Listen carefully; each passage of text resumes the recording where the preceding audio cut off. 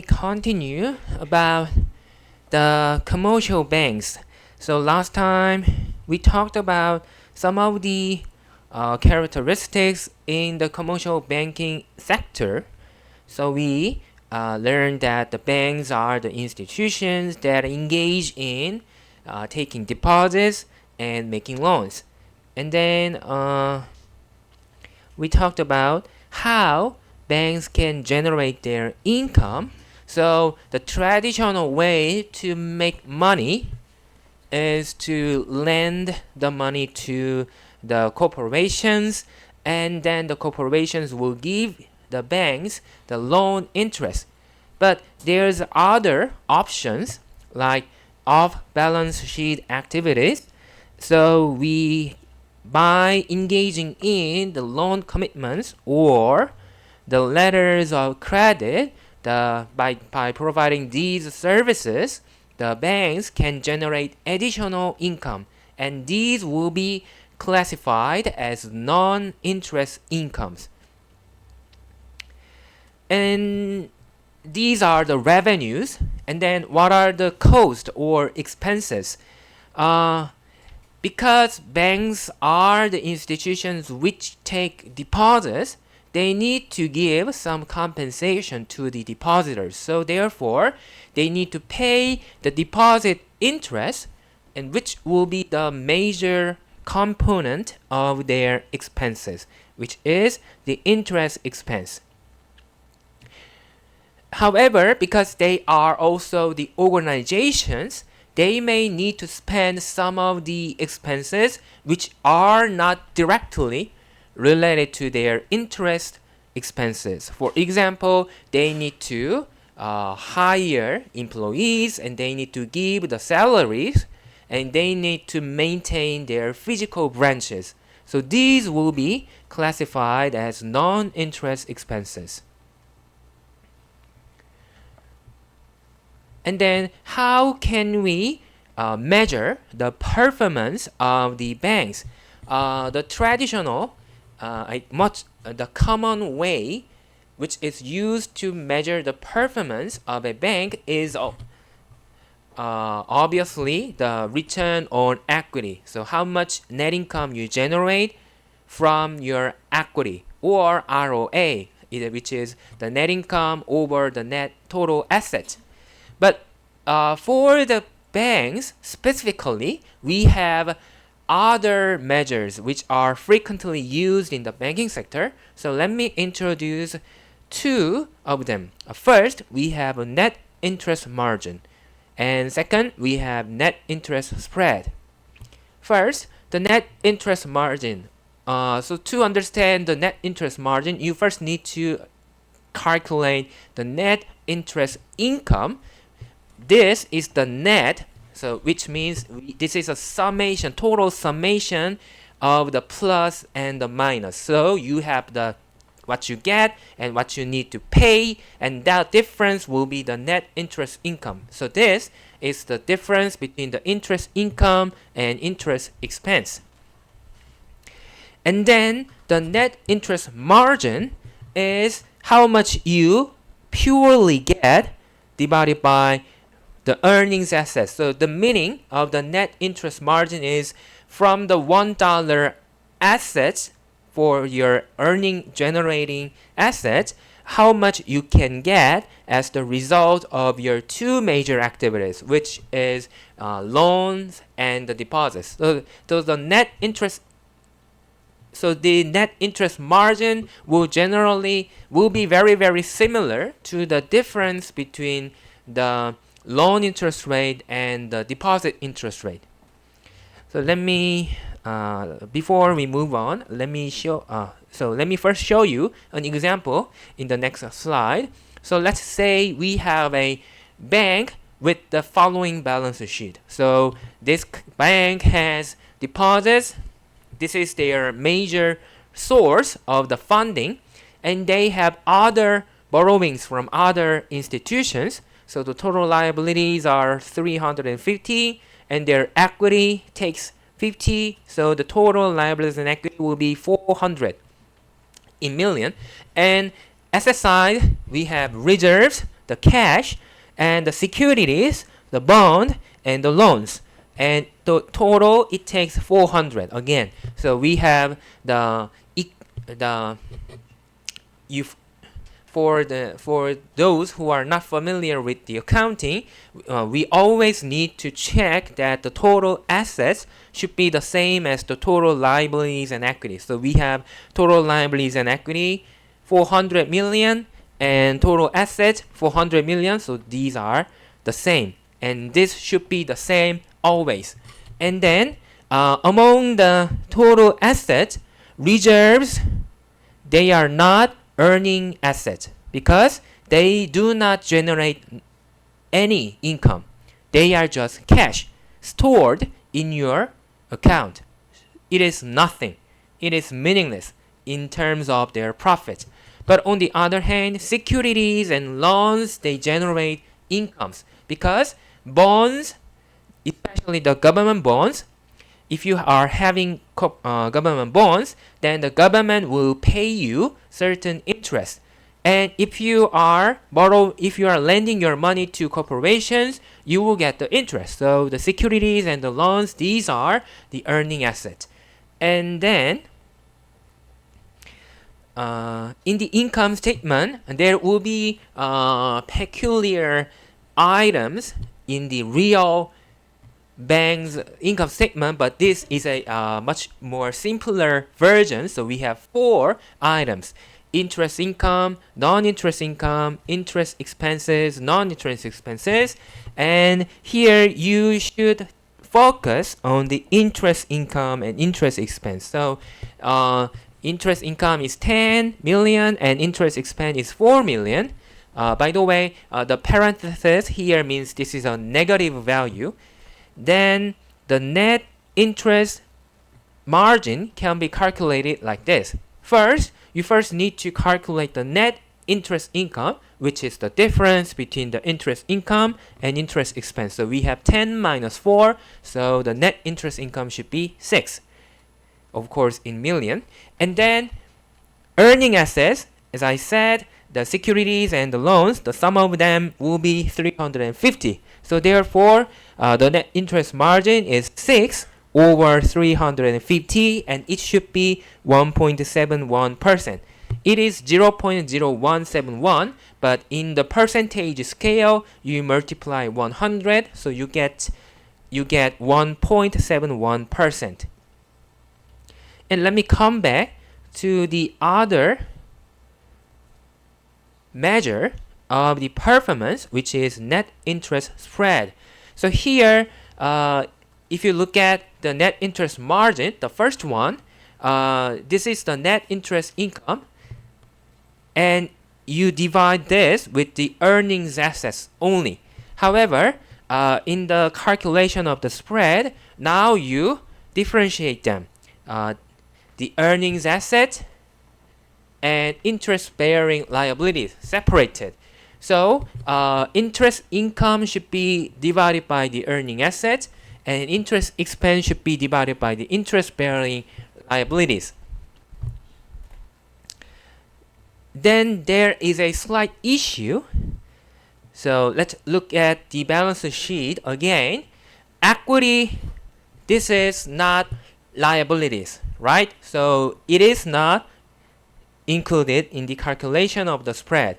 So we need to take a look at only the deposits and the borrowings. But the problem is, not all deposits are interest-bearing. So let me provide you more information regarding the deposits of the same bank. So as I said, in this balance sheet, the total deposit is 300 million. However, if we take a further step, we have different kinds of deposits together. First, we have demand deposits, we have savings deposits, we have time deposits. So there are differences in those 3 categories. First, demand deposits.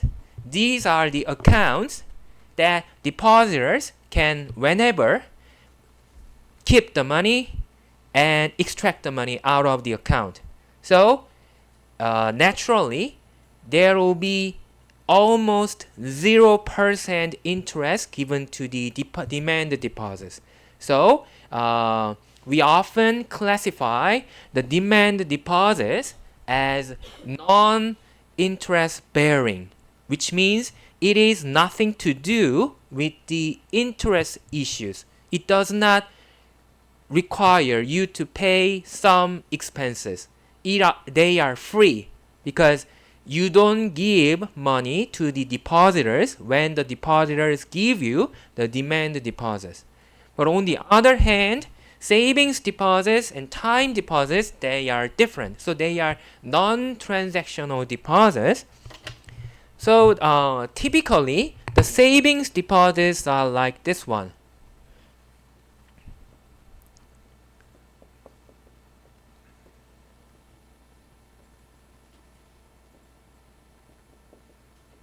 So when I make a savings deposit account, I save $100 on January, and I save additional $100 on February, and I save $100 on March, and I save another $100 on April, and it goes on, and I wait for 1 or 2 years, keep continuing to pay certain giving some money into that account, and then I can accumulate my savings. So that's the concept of the savings deposits. So it is convenient for the depositors who want to make some big money by saving small amount of money for a relatively short period of time, 2 years or 3 years. But on the other hand, so these are the savings deposits. On the other hand, the time deposit, it is a lump sum input. So on January, you put maybe $1,000 together just in a single time, and you wait for 1 year or 2 years. And you promise not to withdraw the money. So that's the concept of the time deposit, because it takes some time and there is a time issue. So time deposits are convenient for the depositors who want to store a large amount of money for a relatively long period of time. Okay, so we have savings deposits and time deposits. For the Korean students, saving deposits are in Korean 적금, and time deposits are 정기예금. So this is for only Korean students anyway. And regarding the time deposits, we can again classify them into two groups depending on the size. So if you are very, very rich, $1,000 is nothing, right? So in that case, maybe you are going to put $100,000 or maybe much larger amount of money into the bank account, and that will be classified as large denomination time deposits. So these are the deposits made by wealthier individuals. But on the other hand, some civilians like me will just only put $1,000, and that will be classified as the small denomination time deposits. So less fortunate individuals. So these two are often differentiated because they also have different characteristics. So anyway, so what you need to remember is that large denomination time deposits are provided by the wealthy individuals, or sometimes large corporations, or sometimes other financial institutions. But small denomination time deposits are just from the ordinary people, like usual depositors. Anyway, if we come back here, in the calculation of the spread, what is important is that you should consider the demand deposits as non-interest bearing, which means you need to subtract it from the calculation of the liabilities. So here is the calculation of the net interest spread. So first you have interest income of 10 million, and as we have done, earning assets was 350. So the return on earnings assets should be 10 over 350. So this is 2.86. So this, it also has the meaning. This can be thought as a average loan interest rate. Okay, and then we have the second part.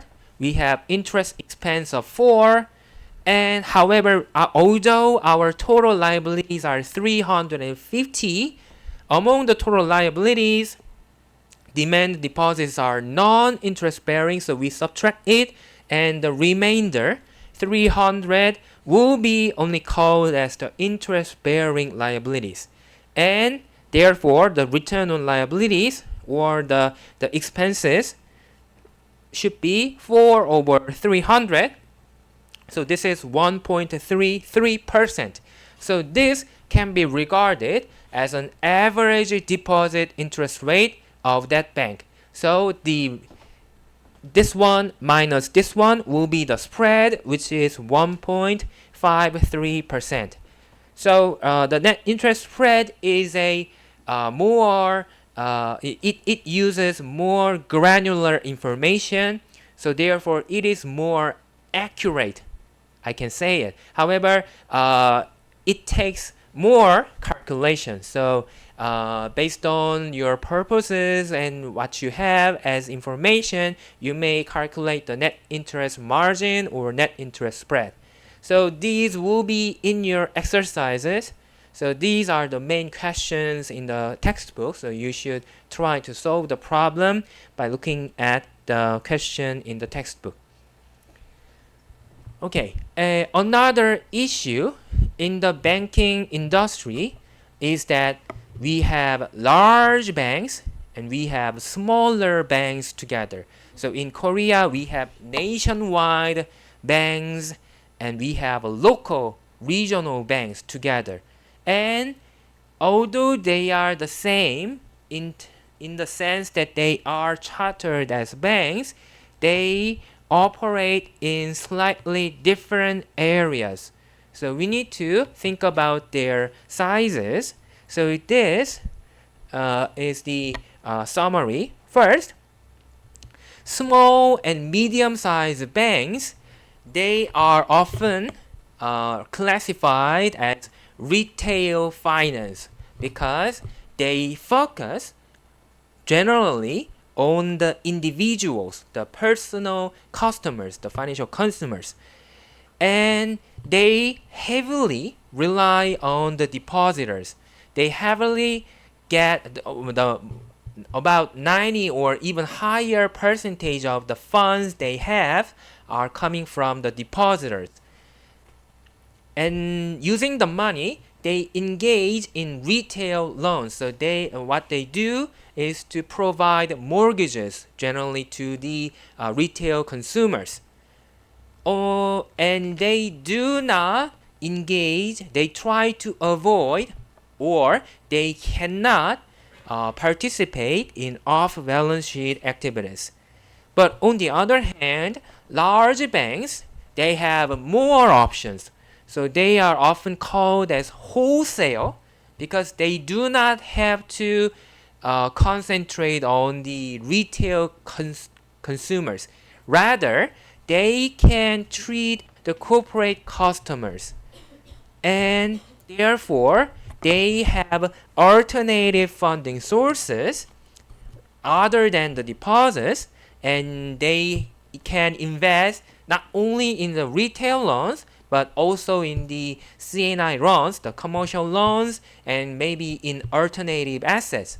So they have diversified assets, and furthermore, to optimize, to maximize their profit, to increase the profit, they engage a lot of off-balance sheet activities, as I introduced, the loan commitment and the letters of credit.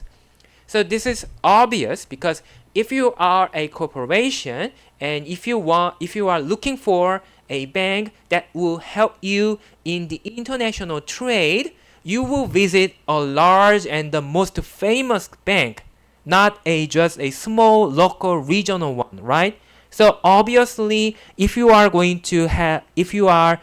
large customers, if you are corporate customers, you will be very, very likely to have a relationship with the large banks, not the small banks. So naturally, because the small banks cannot attract the corporate customers, they should focus on the personal customers. So here, this is a graph, two charts showing the different assets of the small and medium-sized banks and large banks. So here we have a small banks, and you can see about 3/4 of the assets are invested in real estate. So they are most of them are mortgages. But on the other hand, if you look at the large banks, only half amount of their total assets are in the real estate sector. But what they do mostly is treating the commercial corporations. So they have more commercial and industrial loans. So in other words, they have more corporate loans. And you can see that large banks, usually in reality, the large banks often have their subsidiaries like credit card companies or other financial institutions. So as a result, you can see that they are also participating in the credit card industry, and they are generally, it seems that they have more diversified assets, more balanced ones. On the other hand, you can see that the small banks are much more concentrated in the real estate sector. So that's the difference between the small banks and large banks. And then the next question is, are we seeing that more and more banks are becoming larger or more and more banks are becoming smaller? So there is a answer. Generally, as time goes by, we see that banking industry tends to become concentrated, consolidated, and finally become a conglomerate. So by the term concentration, it means the number of banks becomes smaller and smaller. And second, by the term consolidation, each bank becomes larger and larger. And by the term the conglomeration, it means banks start to provide a variety of services together maybe by having a lot of subsidiaries. So let me show you some statistics from there's a error here, so it should not be here. Here is a okay, so I can show you from this table also. So here in 1984, about 40 years ago, in the United States, the number of banks were exceeding 14,000, right? In the American continent, they had a lot of banks, and the average asset size is this one, but we can classify the banks into some groups depending on their sizes. So we have the first one, a very smaller banks. Second, a medium size, large banks, and a super large banks. So in 1984, in terms of the numbers, 83%, about 12,000 banks were classified as smaller banks. Only 1 or 2% of the banks were classified as large banks. And in terms of the asset, because each large bank is larger one by definition, although the number is smaller, their assets takes about 34%, right? However, it seems more balanced, contrary to the figures from the present. So let me compare this. In 2018, the number become only 4,700. So a third. It became a third from the 1984. And you can see that each bank became larger in terms of the average assets. And second, if you look at the number, the percentages, now only 25% of the banks are classified as small banks, while there are about 11% of large banks. So generally, many banks became larger and larger. And in terms of their assets, now in aggregate, the assets of the small banks only takes less than 1%.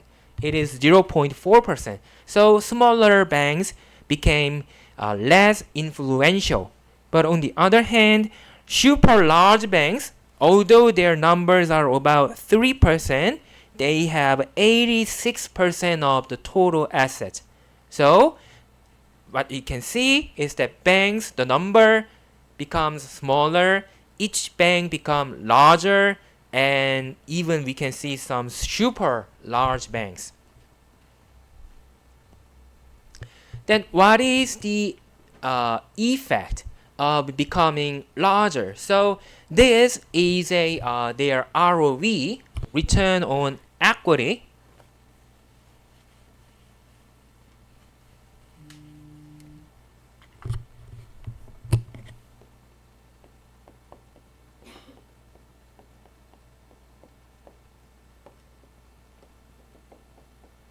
This is calculated as net income divided by the total equity. So from 1990 to 2016. So let's look at this part first. So here you can see some bright side of becoming larger. So the black line, the solid line, shows the ROE, the returns, the profitability of smaller banks. And this dashed line, with this one, this is a medium-sized bank's profitability, and the gray one is a large bank's profitability, and this black dashed line is a profitability of super large banks. And you can see that generally, if your bank is larger, your bank's profit increases. You have higher returns. So that's the bright side. That is because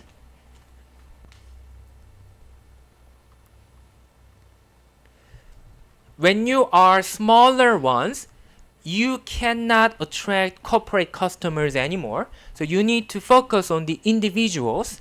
That will limit your spaces. And furthermore, you cannot engage in off-balance sheet activities, which may give alternative sources of your revenues. But on the other hand, if you become larger and larger, you will get a chance to get more fundings from other financial institutions. You will have a chance to participate in a variety of services. So therefore, overall, you become much more profitable compared to what you can have when you were smaller. So therefore, the bright side is that you can be profitable in normal period. However, there is also a dark side here. So this is 2009, where everybody suffered from the global financial crisis. And because the global financial crisis was started with the banking industry, the banks are the ones who were heavily damaged the most. And you can see that their return on equity becomes a negative number, which means they have experiences a net losses. And then you can see that those who were harmed the most was the gray line, which is large banks. But if you are medium size, you are better than the large banks. And if you are smaller banks, you are even better. Right? So the trend is totally reversed in the crisis period. That is because it is also related to the reasons why in normal days large banks are better. So if your funding sources are depositors don't go nowhere. So they are staying in the banks. Even if you have a global financial crisis, you still need to have some banks accounts in order to maintain your everyday lives. So therefore, individual customers are there. But when you have an economic crisis, corporate customers are gone because they are suffering from the difficulties, financial difficulties, bankruptcies, so they need to withdraw their money. So if you were used to the corporate customers, you will lose a lot of your funding sources and you will be in trouble. And that's the reasons why larger banks are heavily damaged in the period of the global financial crisis. But there is also one exception. If you look at the super large banks, which is only 2% or 1% in the total economy, they are, even despite the fact that this is a global financial crisis, their profits are even better than the medium-sized banks. This is called a phenomenon, namely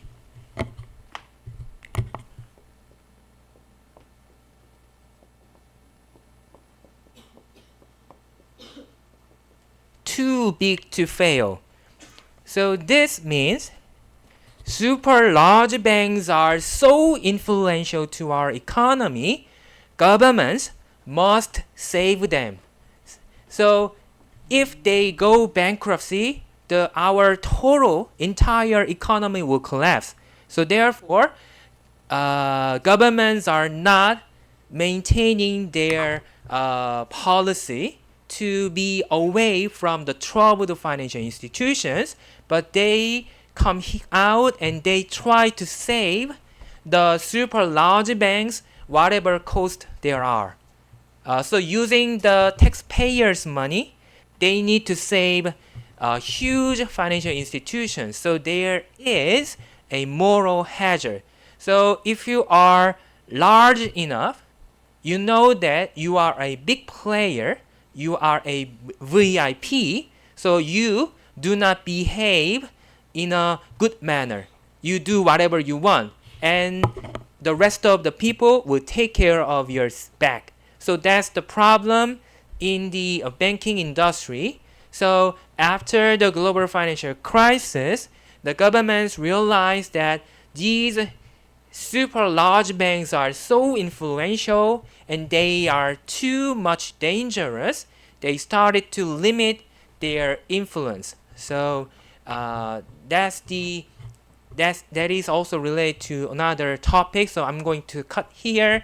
But super large banks are safer. So that's the problem. Okay, and the next topic is somewhat related to it. So in the United States and Korea, and in some other countries, we have a separation of banking and commerce, which is not 100% true in the European market. So the separation of the banking and commerce means that the banking sector should be separated from the securities market, the financial market. So the way that it separates the banks from others is that banks cannot hold the stock, cannot hold the shares of the industrial companies. The reason that in the United States and in Korea we have the separation is because it may damper the fair competition between the companies. So let me talk about some Korean companies. Samsung. Maybe some international students may know about the Samsung because this is the largest conglomerate, the business group in Korea. So they have Samsung Electronics, which is a semiconductor manufacturer as well as a mobile phone producer, and they have also a lot of different companies in different areas. But if we look at the inside of the Samsung Business Group, we can find some financial institutions such as Samsung Securities, Samsung Asset Management, and Samsung Insurance. So they have all kinds of financial institutions, but the only exception is that we don't find Samsung Bank. This is the separations. Samsung Group cannot enter the banking industry because basically they are industrial company. This is because they are already powerful. So if they have a bank, their power is unlimited, because the major reason why we have banks in our economy is to help the corporations to raise the funds from the depositors. So banks have special, unique ability to raise a lot of money out of depositors' pocket, and they can help the corporations. But in that process, banks should be away from the borrowing corporations, so they need to evaluate the credibility as well as their ability to pay back the loans. Otherwise, banks will lose the money, which means depositors will be harmed. But if Samsung Group holds a bank, then it is under the influence. So therefore, Samsung may let the bank to give the money to their other subsidiaries, which is not good for other companies. So in order to ensure a fair competition, we limit that certain industrial companies to have some banks. And by doing so, so this is again the same. So by doing so, banks are not allowed to provide loans which are very, very risky, and that will help the banks themselves as well as the depositors. So it is to protect the financial consumers. And in the United States, a very long ago, in 1933, they established the principle of the separation between the banking and the commerce, by the Glass-Steagall Act in 1933. And actually, it helped the United States to sustain very successful economy throughout almost a century. Then, in 1999, there was a new political movement because now the golden age of the United States are gone, so they need to reconsider their economic policy, and as a result, some economists and some politicians started to claim that they need to encourage the competitions, which means there will be no regulation, there will be no barrier. And one of the changes that were made at the time was the Financial Services Modernization Act, which actually the main purpose is to give away the Glass-Steagall Act and the separation between the bank and the commerce. So they abolished the principle, and therefore the commercial banks can participate in the stock market, and all industrial companies can purchase the banks through the M&As.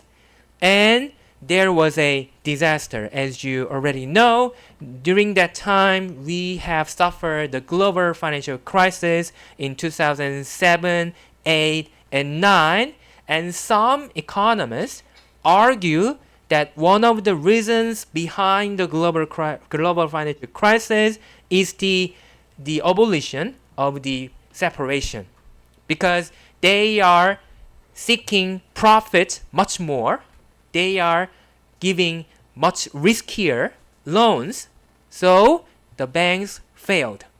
So after the global financial crisis, they re-established the separation for the minimum level. So Wall Street Reform and Consumer Protection Act is adopted in 2010, just after the global financial crisis, and they made a new rule. So here the Volcker is the chair of the Federal Reserve. His argument is that we should ban the banks from the stock market. So according to the Volcker rule, banks cannot have the shares of other companies. So this is the principle to maintain the minimum level of separation between the banking sector and the rest of the economy. And in Korea, because many systems in Korea were adopted following the United States and European countries, we learned from the United States case. So when we made the rule regarding the banking industry, we also adopted the separation. So according to the Banking Act, any non-financial firm cannot have 4 or larger percent of the shares in a bank. It is precisely limiting the other companies' ability to engage in the management of the bank, because they cannot have 6%, they cannot have 10% of the shares. So they cannot appoint a director, they cannot appoint an executive, so they are separated.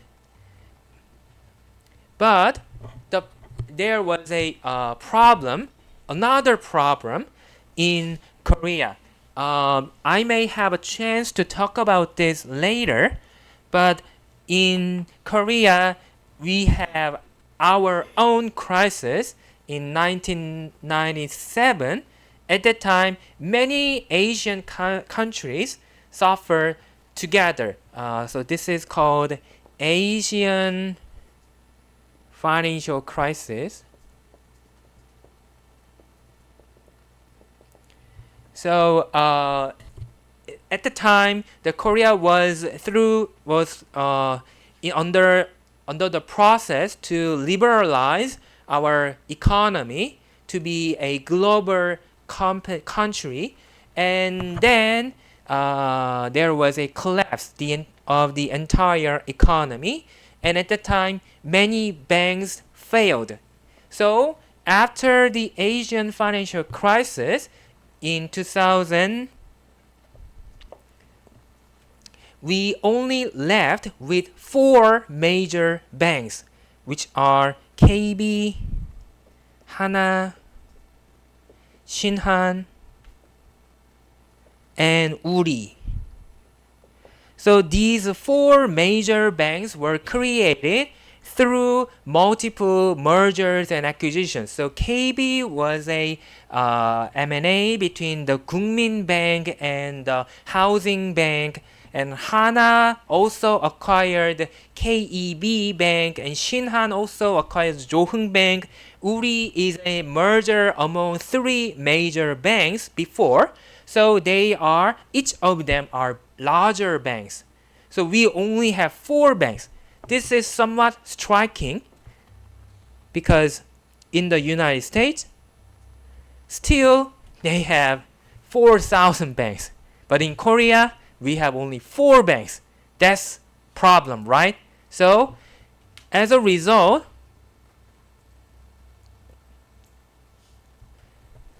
in the banking industry of Korea, about 40% is taken by KB. Another 20% the market shares are given to Hana, Shinhan, and Uri, and there is nothing else. So if you are a depositor, it is not a good time for you to put your money into the banking industry because they are having no competition. They don't have any incentive to raise your deposit interest. At the same time, if you are a corporation, you don't want to borrow from a bank because the loan interest is too high or way high. So there was a problem in our banking industry. So in order to stimulate some competition, so we adopted a new special rule regarding the internet-only banks.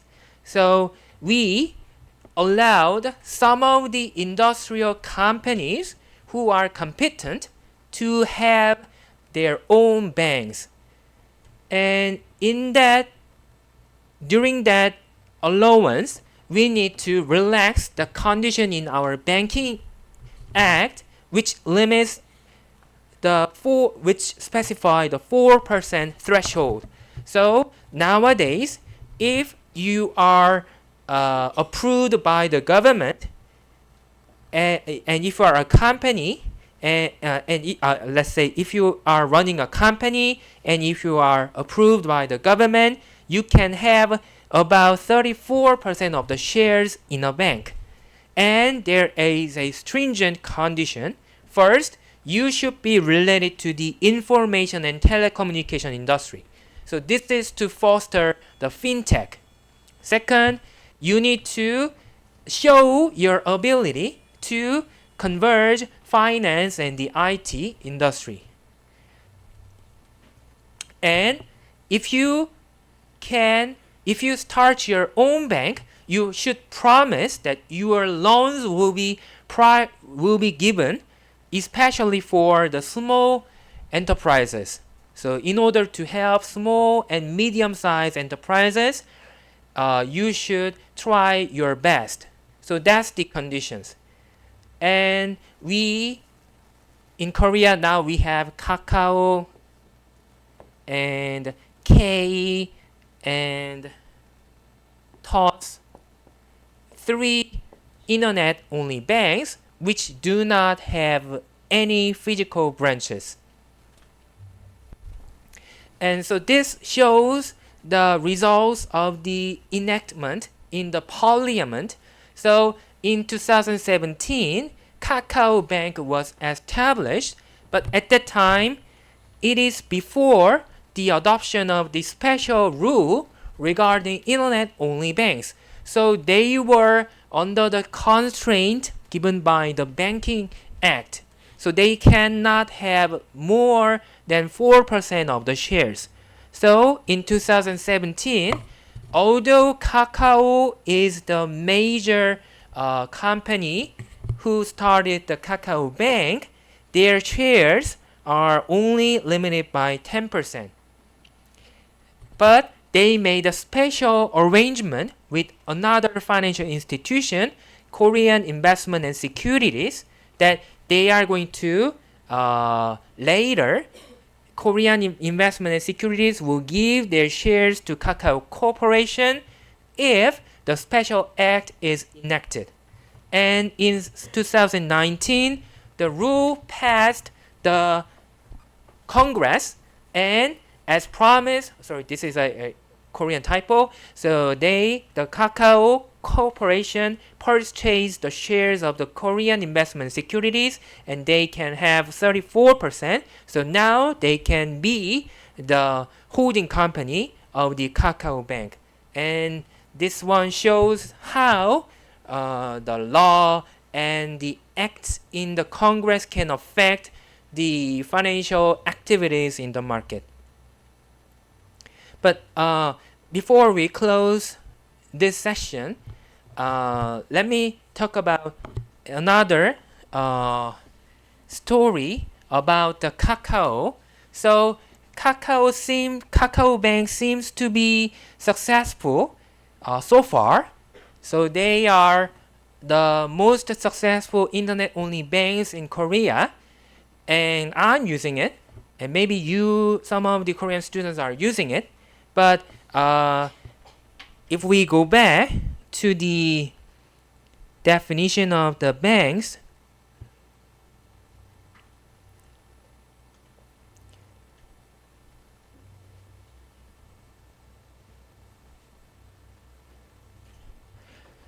a bank should be authorized by the governmental body, and there are certain conditions such as sufficient equity, sound financial position, and the social trust. And according to the Banking Act in Korea, by the terms of social trust, it means you are not committing some fraud in the financial market. And Kakao Group,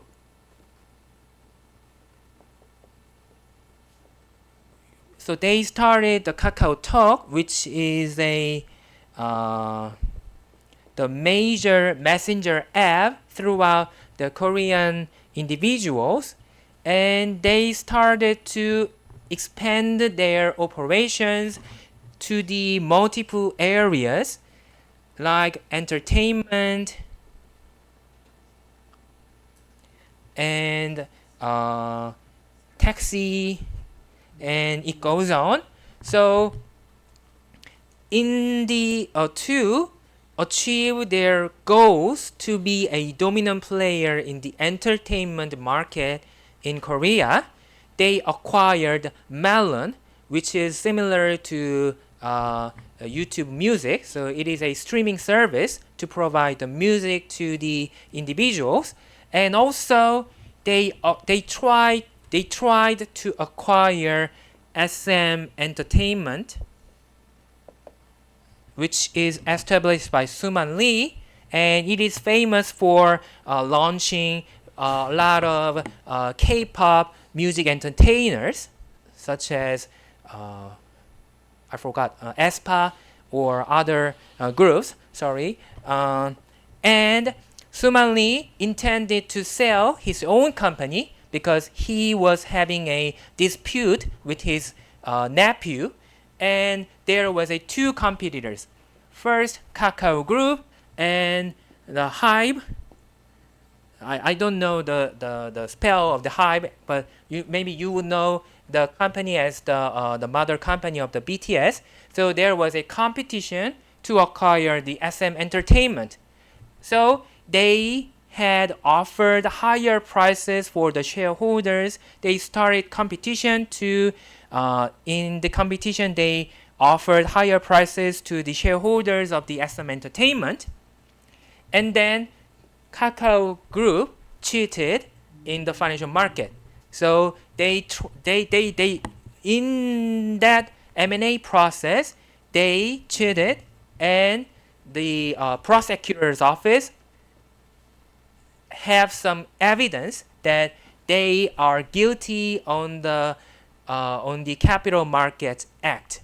So this is under the court's decision, and if the court decides that indeed Kakao Group is guilty, then it means, according to the Banking Act, they lose the social trust which is required to maintain the banking industry. Then the Kakao Group should sell the Kakao Bank. So that's an issue for the Kakao Group right now.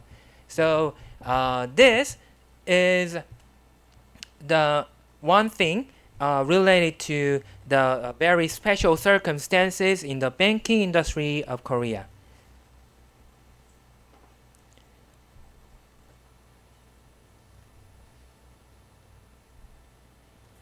Okay, so far we talked about the commercial banks, the largest financial institutions, and we are going to move on to smaller depository institutions, which are mutual savings banks and the credit cooperatives. Let me talk about the mutual savings banks first. So there are non-bank depository institutions.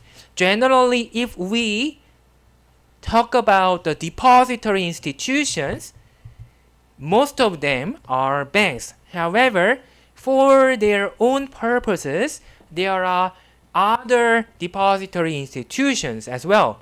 They are mutual savings banks, which are often called as thrift institutions, and also the credit cooperatives.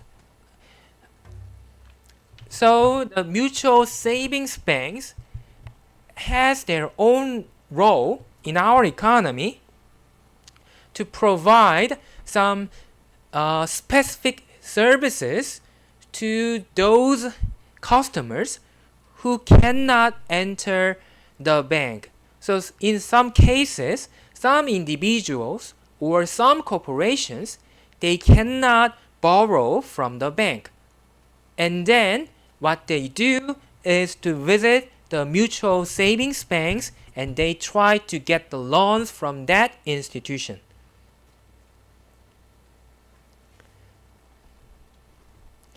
So the mutual savings banks are very similar to a regional banks in the sense that they mainly operate in a specific region, location like Gyeongsang-Bukdo or Jeju Island. So according to our law, they should maintain 50% of the business in that province. So they are very similar to the regional banks, but they are even smaller than the regional banks. And generally, they target the low credit consumers who cannot borrow from the commercial banks.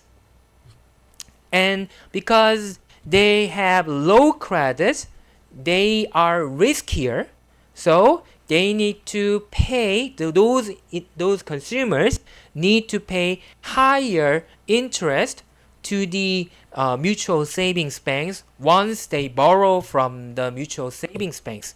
However, they have no other options, so that's why they go to the mutual savings banks.